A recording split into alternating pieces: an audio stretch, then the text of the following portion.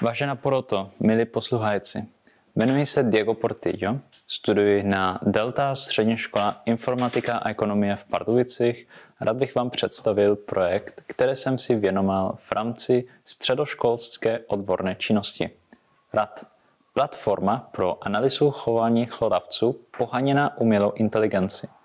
Tento projekt se zabývá vývojem inovativního nástroje pro analýzu chování hlodavců, který má potenciál významně ovlivnit vědecký výzkum a péči o zvířata. Tradiční metody analýzy chování hlodavců jsou často zatížení řadou problémů. Jsou časově náročné a vyžadují manuální práci, což zvyšuje riziko subjektivity a zkreslení dat.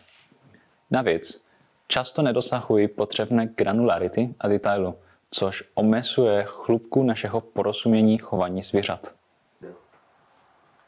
V současnosti existují různé nástroje pro analýzu chování hlodavců.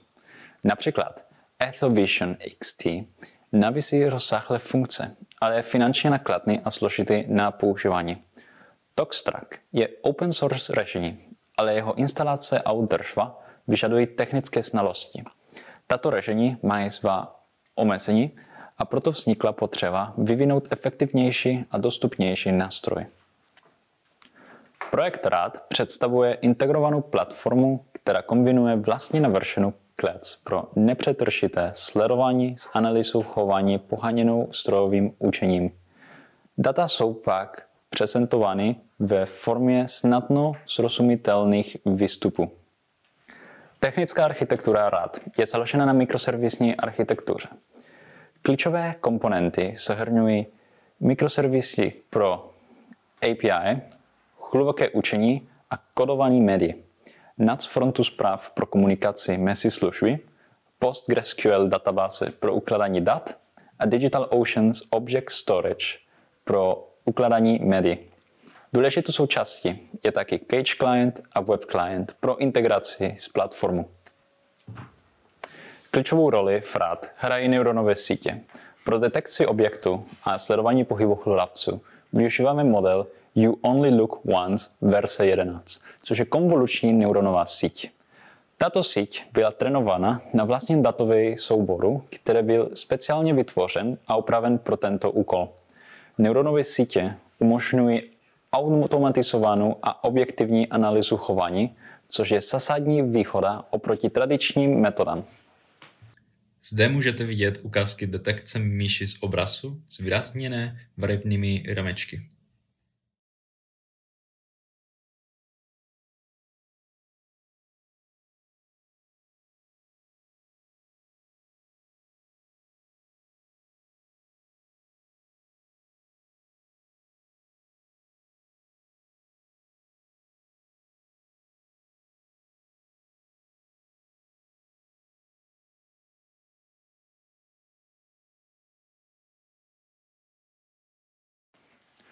Tok dat v RAD začíná s sběrem dat, který probíhá buď pomocí vlastní navržené klece nebo nahráváním dat uživatelem. Následuje zpracování dat pomocí strojovým učením analýzy a API. Data jsou ukládána v databázích a Object Storage. Výsledky jsou potom zobrazení uživatele prostřednictvím webového klienta. Klec, které je součástí platformy RAD, je vybavená integrovanými senzory pro monitoring prostředí a kamerou pro nepřetržité sledování.